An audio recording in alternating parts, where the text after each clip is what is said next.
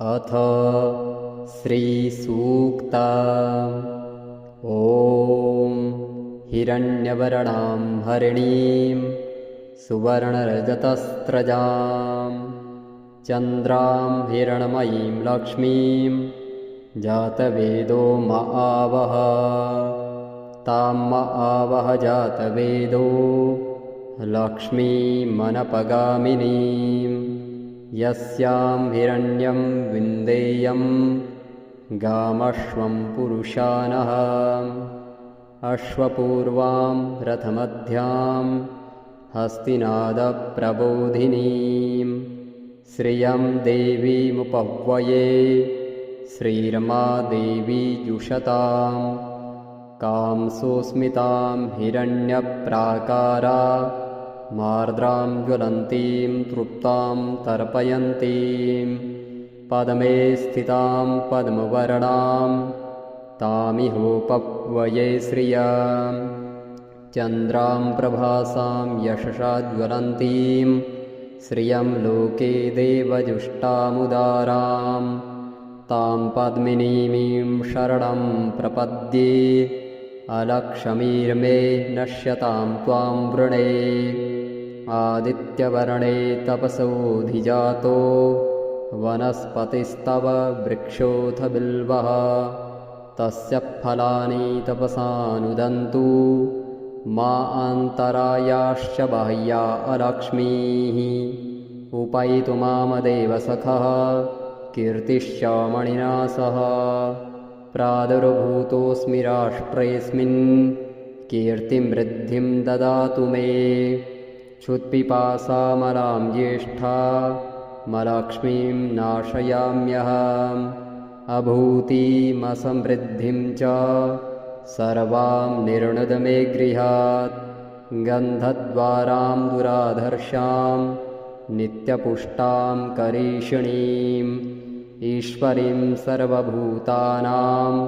तामिहोपह्वये श्रियाम्। मनसः काममाकूतिं वाचः सत्यमशीमहि। पशूनां रूपमन्नस्य मयि श्रीः श्रयतां यशः। कर्दमेन प्रजा भूता मयि सम्भव कर्दमा। श्रियं वासय मे कुले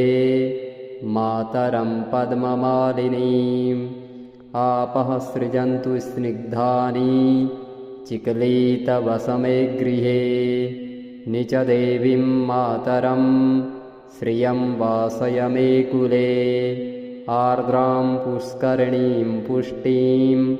पिङ्गलां पद्ममालिनीं। चन्द्रां हिरण्मयीं लक्ष्मीं जातवेदो म आवह। आर्द्रां यः करिणीं यष्टिं सुवर्णां हेममालिनीं। सूर्यां हिरण्मयीं लक्ष्मीं जातवेदो म आवह। तां म आवह जातवेदो लक्ष्मीमनपगामिनीं। यस्यां हिरण्यं प्रभूतं गावो दास्योश्वान् विन्देयं पुरुषानः। यः शुचिः प्रयतो भूत्वा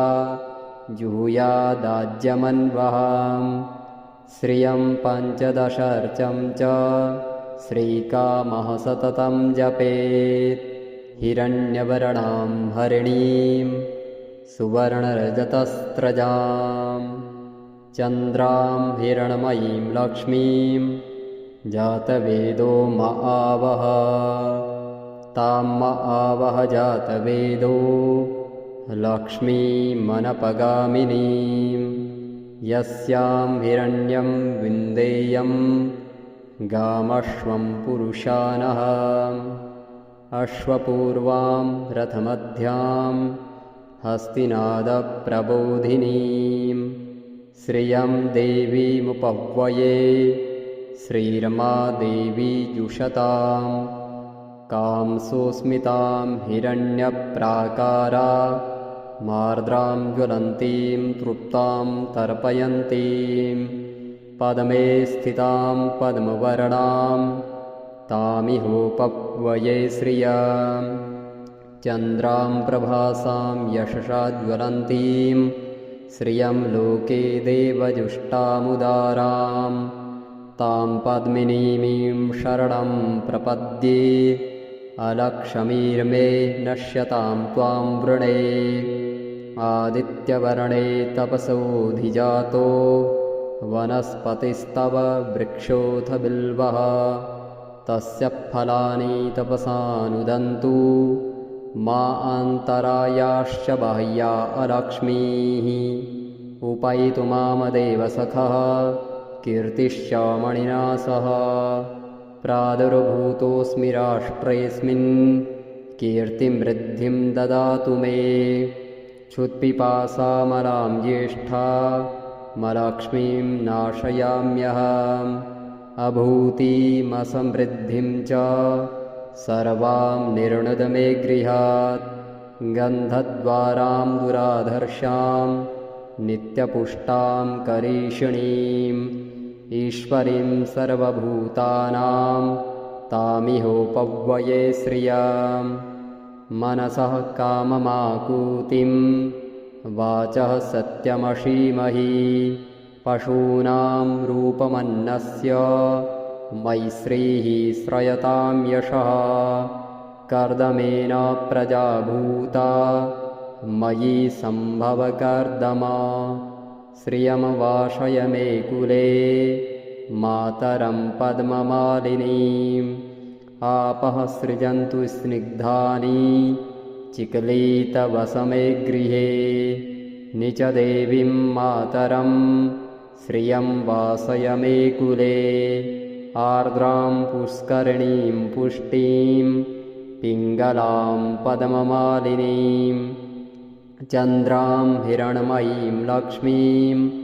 जातवेदो म आवह आर्द्रां यः करिणीं यष्टिं सुवर्णां हेममालिनीं सूर्यां हिरण्मयीं लक्ष्मीं जातवेदो म आवह तां म आवह जातवेदो लक्ष्मीमनपगामिनीं यस्यां हिरण्यं प्रभूतं गावो दास्योश्वान् विन्देयं पुरुषानहां यः शुचिः प्रयतो भूत्वा जुहुयादाज्यमन्वहां श्रियं पञ्चदशर्चं च श्रीकामः सततं जपेत् हिरण्यवर्णां हरिणीं सुवर्णरजतस्रजां चन्द्रां हिरण्मयीं लक्ष्मीं जातवेदो म आवह तां म आवह जातवेदो लक्ष्मीमनपगामिनीं यस्यां हिरण्यं विन्देयं गामश्वं पुरुषानः अश्वपूर्वां रथमध्यां हस्तिनादप्रबोधिनीं श्रियं देवीमुपव्यये श्रीरमा देवी जुषतां कांसोऽस्मितां हिरण्यप्राकारा मार्द्रां ज्वलन्तीं तृप्तां तर्पयन्तीं पद्मे स्थितां पद्मवर्णां तामिहोपव्यये श्रियां चन्द्रां प्रभासां यशसा ज्वलन्तीं श्रियं लोके देवजुष्टामुदारां तां पद्मिनीमीं शरणं प्रपद्ये अलक्ष्मीर्मे नश्यतां त्वां वृणे आदित्यवर्णे तपसोऽधिजातो वनस्पतिस्तव वृक्षोऽथ बिल्वः तस्य फलानि तपसानुदन्तु मा अन्तरायाश्च बाह्या अलक्ष्मीः उपैतु मामदेव सखः कीर्तिश्च मणिना सह प्रादुर्भूतोऽस्मि राष्ट्रेऽस्मिन् कीर्तिमृद्धिं ददातु मे क्षुत्पिपासामलां ज्येष्ठा मलक्ष्मीं नाशयाम्यहम् अभूतिमसमृद्धिं च सर्वां निर्णुद मे गृहात् गन्धद्वारां दुराधर्षां नित्यपुष्टां करीषिणीम् ईश्वरीं सर्वभूतानां तामिहोपव्यये श्रियां मनसः काममाकूतिं वाचः सत्यमशीमहि पशूनां रूपमन्नस्य मैश्रीः श्रयतां यशः कर्दमेन प्रजाभूता मयि सम्भव कर्दमा श्रियं वाशय मे कुले मातरं पद्ममालिनीम् आपः सृजन्तु स्निग्धानि चिक्लीतवसमे गृहे निचदेवीं मातरं श्रियं वासय मे कुले आर्द्रां पुष्करिणीं पुष्टिं पिङ्गलां पद्ममालिनीं चन्द्रां हिरण्मयीं लक्ष्मीं जातवेदो म आवह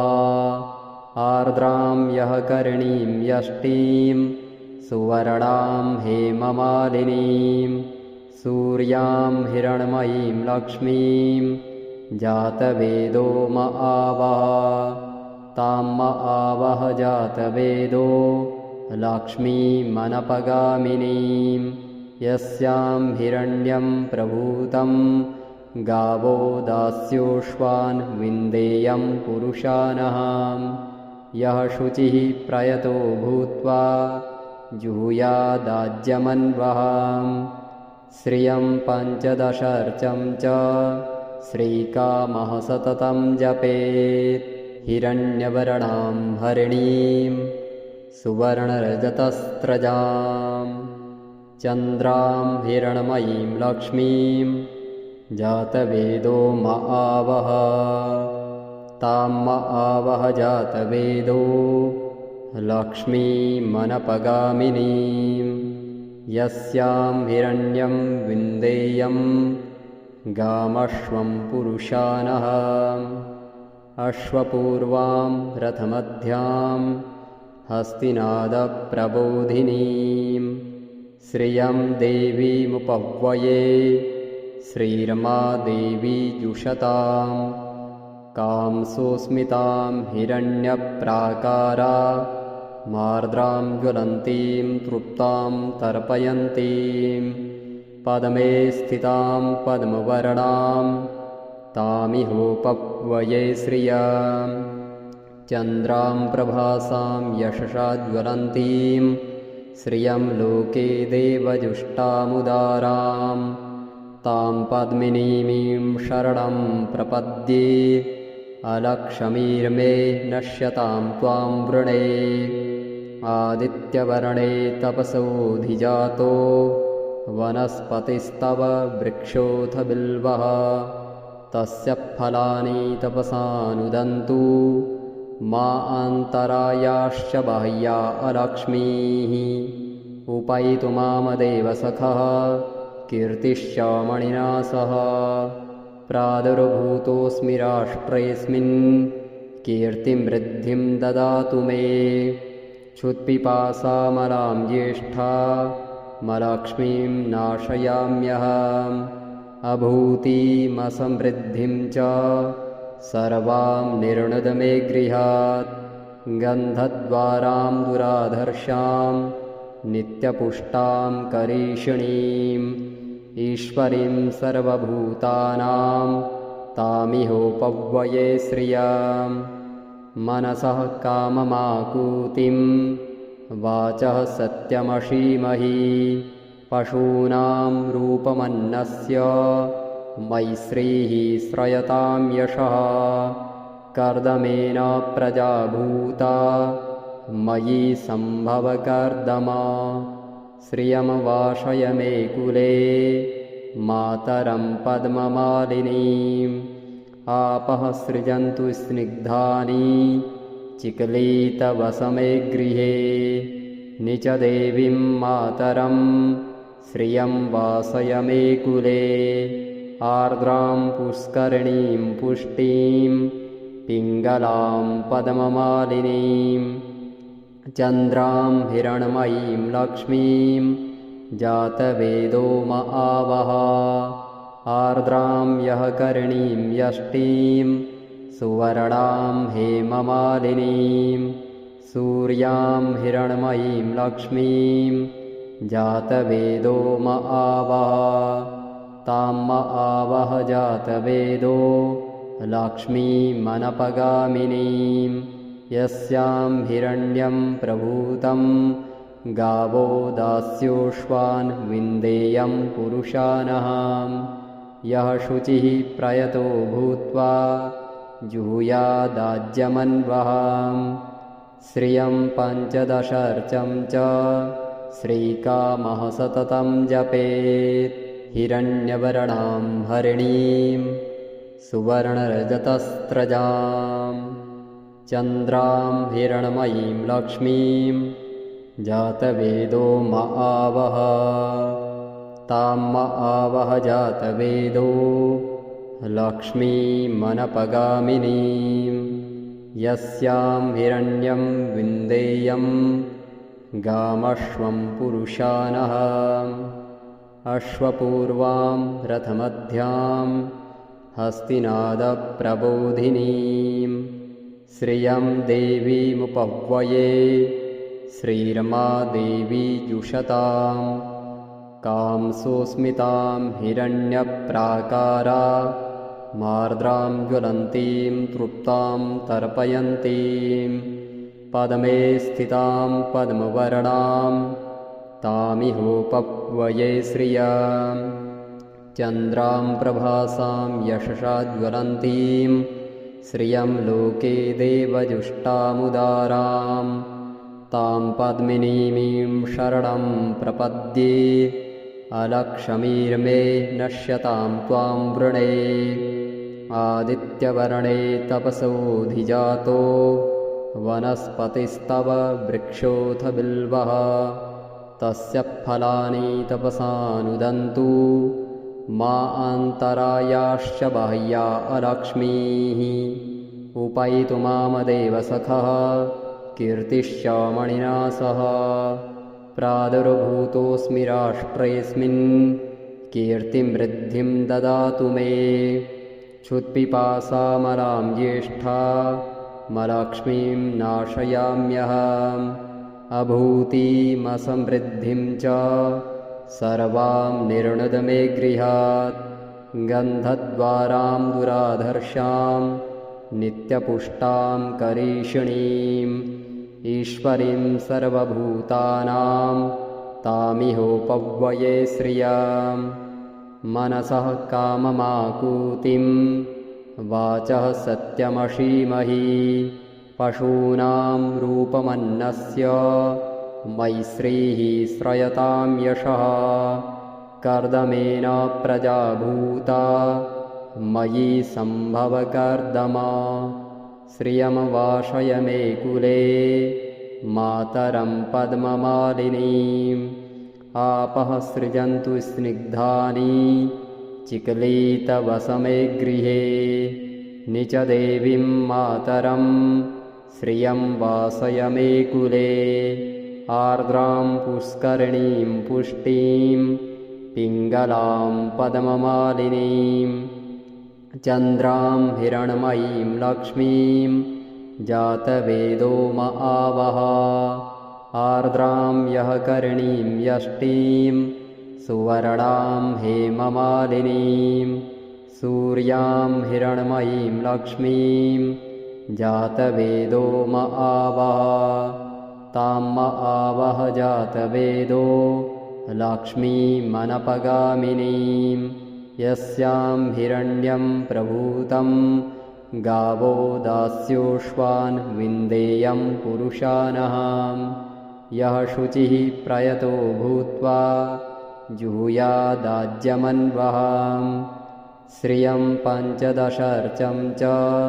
श्रीकामः सततं जपेत् हिरण्यवर्णां हरिणीं सुवर्णरजतस्रजां चन्द्रां हिरण्मयीं लक्ष्मीं जातवेदो म आवह तां म आवह जातवेदो लक्ष्मीमनपगामिनीं यस्यां हिरण्यं विन्देयं गामश्वं पुरुषानः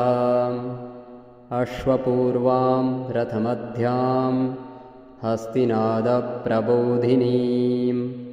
श्रियं देवीमुपह्वये श्रीरमादेवी जुषतां कांसोऽस्मितां हिरण्यप्राकारा मार्द्रां ज्वलन्तीं तृप्तां तर्पयन्तीं पद्मे स्थितां पद्मवर्णां तामिहोपह्वये श्रियां चन्द्रां प्रभासां यशसा ज्वलन्तीं श्रियं लोके देवजुष्टामुदारां तां पद्मिनीमीं शरणं प्रपद्ये अलक्ष्मीर्मे नश्यतां त्वां वृणे आदित्यवर्णे तपसोऽधिजातो वनस्पतिस्तव वृक्षोऽथ बिल्वः तस्य फलानि तपसानुदन्तु मा अन्तरायाश्च बाह्या अलक्ष्मीः उपैतु मामदेव सखः कीर्तिश्च मणिना सह प्रादुर्भूतोऽस्मि राष्ट्रेऽस्मिन् कीर्तिमृद्धिं ददातु मे क्षुत्पिपासामलां ज्येष्ठा मलक्ष्मीं नाशयाम्यहम् अभूतिमसमृद्धिं च सर्वां निर्णुद मे गृहात् गन्धद्वारां दुराधर्षां नित्यपुष्टां करीषिणीम् ईश्वरीं सर्वभूतानां तामिहोपह्वये श्रियां मनसः काममाकूतिं वाचः सत्यमशीमहि पशूनां रूपमन्नस्य मैश्रीः श्रयतां यशः कर्दमेन प्रजा भूता मयि सम्भव कर्दमा श्रियं वाशय मे कुले मातरं पद्ममालिनीम् आपः सृजन्तु स्निग्धानि चिक्लीतवसमे गृहे निचदेवीं मातरं श्रियं वासय मे कुले आर्द्रां पुष्करिणीं पुष्टिं पिङ्गलां पद्ममालिनीं चन्द्रां हिरण्मयीं लक्ष्मीं जातवेदो म आवह आर्द्रां यः करिणीं यष्टिं सुवर्णां हेममालिनीं सूर्यां हिरण्मयीं लक्ष्मीं जातवेदो म आवह तां म आवह जातवेदो लक्ष्मीमनपगामिनीं यस्यां हिरण्यं प्रभूतं गावो दास्योश्वान् विन्देयं पुरुषानः यः शुचिः प्रयतो भूत्वा जुहुयादाज्यमन्वहं श्रियं पञ्चदशर्चं च श्रीकामः सततं जपेत् हिरण्यवर्णां हरिणीं सुवर्णरजतस्रजां चन्द्रां हिरण्मयीं लक्ष्मीं जातवेदो म आवह तां म आवह जातवेदो लक्ष्मीमनपगामिनीं यस्यां हिरण्यं विन्देयं गामश्वं पुरुषानः अश्वपूर्वां रथमध्यां हस्तिनादप्रबोधिनीं श्रियं देवीमुपह्वये श्रीरमादेवी जुषतां कांसोऽस्मितां हिरण्यप्राकारा मार्द्रां ज्वलन्तीं तृप्तां तर्पयन्तीं पद्मे स्थितां पद्मवर्णां तामिहोपह्वये श्रियां चन्द्रां प्रभासां यशसा ज्वलन्तीं श्रियं लोके देवजुष्टामुदारां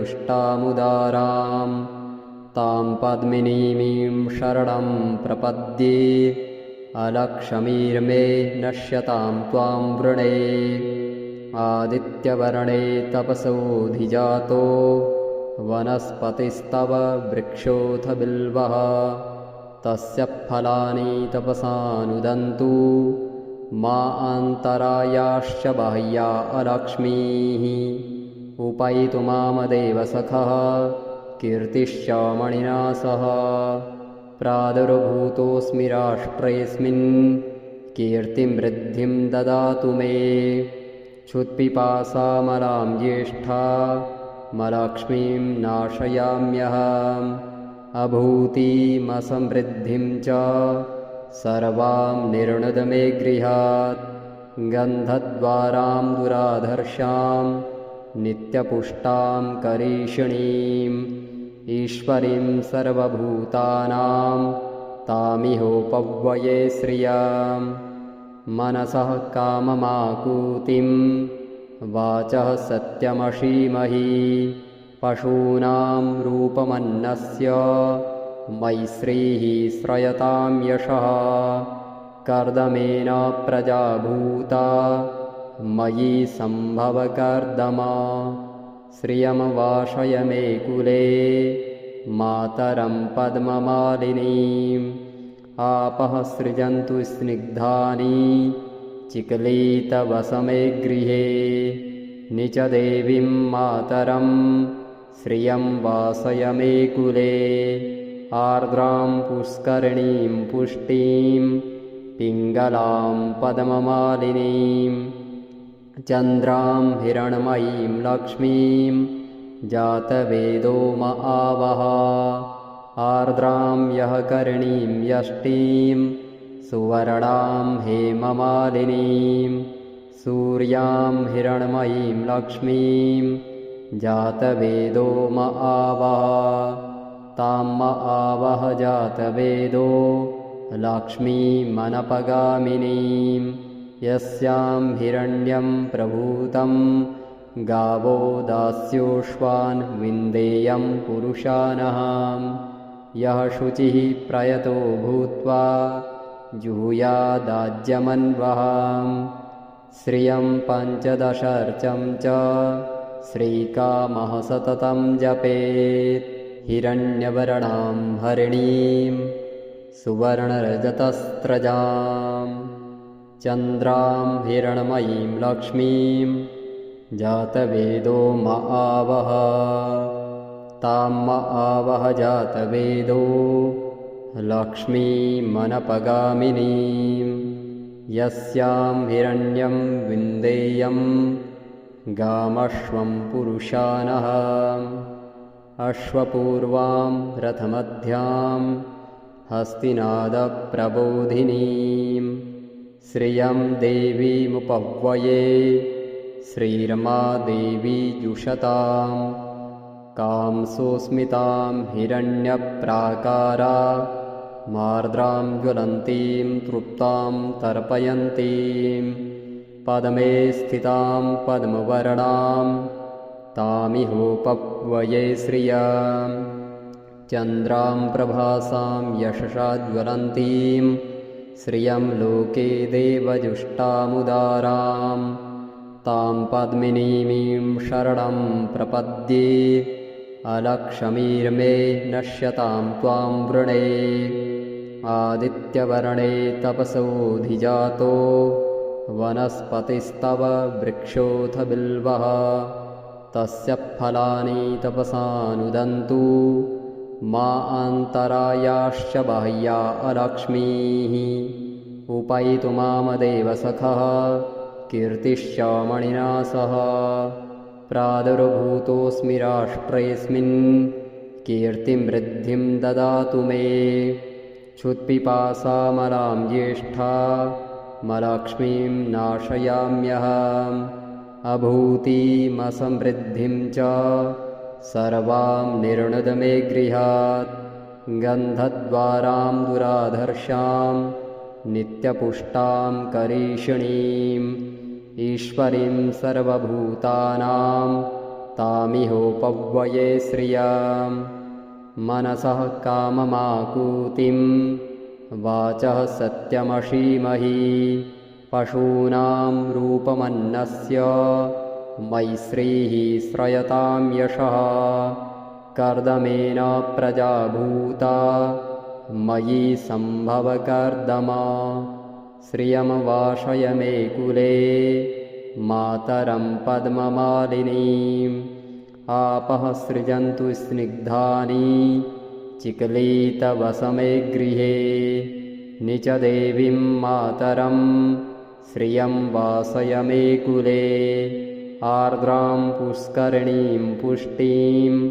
पिङ्गलां पद्ममालिनीं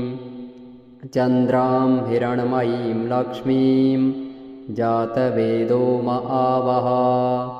आर्द्रां यः करिणीं यष्टिं सुवर्णां हेममालिनीं सूर्यां हिरण्मयीं लक्ष्मीं जातवेदो म आवह तां म आवह जातवेदो लक्ष्मीमनपगामिनीं यस्यां हिरण्यं प्रभूतं गावो दास्योश्वान् विन्देयं पुरुषानहां यः शुचिः प्रयतो भूत्वा जुहुयादाज्यमन्वहां श्रियं पञ्चदशर्चं च श्रीकामः सततं जपेत् हिरण्यवर्णां हरिणीं सुवर्णरजतस्रजां चन्द्रां हिरण्मयीं लक्ष्मीं जातवेदो म आवह तां म आवह जातवेदो लक्ष्मीमनपगामिनीं यस्यां हिरण्यं विन्देयं गामश्वं पुरुषानः अश्वपूर्वां रथमध्यां हस्तिनादप्रबोधिनीं श्रियं देवीमुपह्वये श्रीरमा देवी जुषतां कांसोऽस्मितां हिरण्यप्राकारा मार्द्रां ज्वलन्तीं तृप्तां तर्पयन्तीं पद्मे स्थितां पद्मवर्णां तामिहोपह्वये श्रियां चन्द्रां प्रभासां यशसा ज्वलन्तीं श्रियं लोके देवजुष्टामुदारां तां पद्मिनीमीं शरणं प्रपद्ये अलक्ष्मीर्मे नश्यतां त्वां वृणे आदित्यवर्णे तपसोऽधिजातो वनस्पतिस्तव वृक्षोऽथ बिल्वः तस्य फलानि तपसानुदन्तु मा अन्तरायाश्च बाह्या अलक्ष्मीः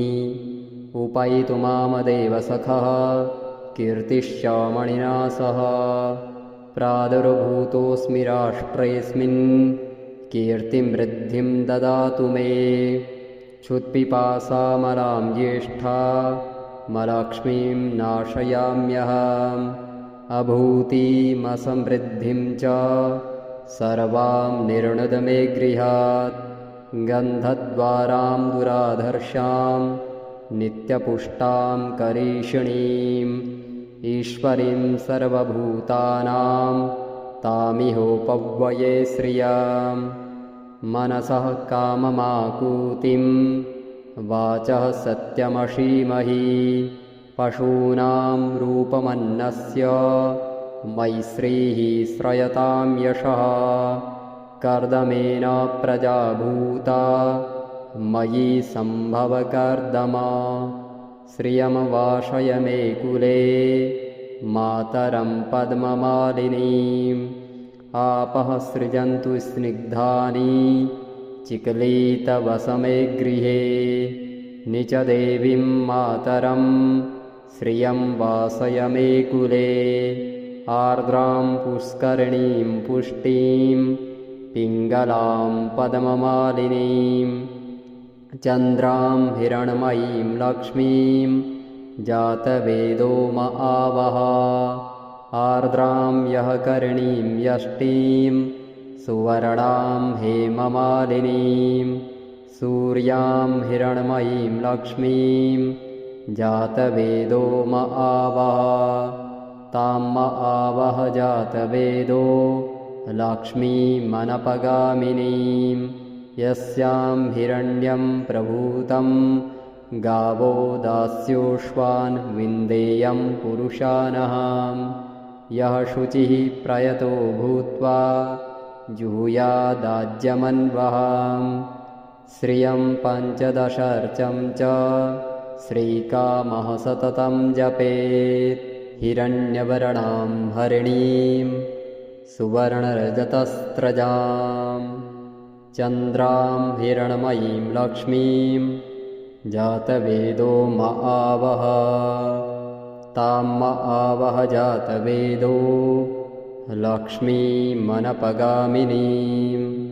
यस्यां हिरण्यं विन्देयं गामश्वं पुरुषानः अश्वपूर्वां रथमध्यां हस्तिनादप्रबोधिनीं श्रियं देवीमुपह्वये श्रीरमा देवी जुषतां कांसोऽस्मितां हिरण्यप्राकारा मार्द्रां ज्वलन्तीं तृप्तां तर्पयन्तीं पद्मे स्थितां पद्मवर्णां तामिहोपह्वये श्रियां चन्द्रां प्रभासां यशसा ज्वलन्तीं श्रियं लोके देवजुष्टामुदारां तां पद्मिनीमीं शरणं प्रपद्ये अलक्ष्मीर्मे नश्यतां त्वां वृणे आदित्यवर्णे तपसोऽधिजातो वनस्पतिस्तव वृक्षोऽथ बिल्वः तस्य फलानि तपसानुदन्तु मा अन्तरायाश्च बाह्या अलक्ष्मीः उपैतु मामदेव सखः कीर्तिश्च मणिना सह प्रादुर्भूतोऽस्मि राष्ट्रेऽस्मिन् कीर्तिं वृद्धिं ददातु मे क्षुत्पिपासामलां ज्येष्ठामलक्ष्मीं नाशयाम्यहम् अभूतिमसमृद्धिं च सर्वां निर्णुद मे गृहात् गन्धद्वारां दुराधर्षां नित्यपुष्टां करीषिणीम् ईश्वरीं सर्वभूतानां तामिहोपह्वये श्रियां मनसः काममाकूतिं वाचः सत्यमशीमहि पशूनां रूपमन्नस्य मैश्रीः श्रयतां यशः कर्दमेन प्रजा भूता मयि सम्भवकर्दमा श्रियं वाशय मे कुले मातरं पद्ममालिनीम् आपः सृजन्तु स्निग्धानि चिक्लीतवसमे गृहे निचदेवीं मातरं श्रियं वासय मे कुले आर्द्रां पुष्करिणीं पुष्टिं पिङ्गलां पद्ममालिनीं चन्द्रां हिरण्मयीं लक्ष्मीं जातवेदो म आवह आर्द्रां यः करिणीं यष्टिं सुवर्णां हेममालिनीं सूर्यां हिरण्मयीं लक्ष्मीं जातवेदो म आवह तां म आवह जातवेदो लक्ष्मीमनपगामिनीं यस्यां हिरण्यं प्रभूतं गावो दास्योष्वान् विन्देयं पुरुषानः यः शुचिः प्रयतो भूत्वा जुहुयादाज्यमन्वः श्रियं पञ्चदशर्चं च श्रीकामः सततं जपेत्।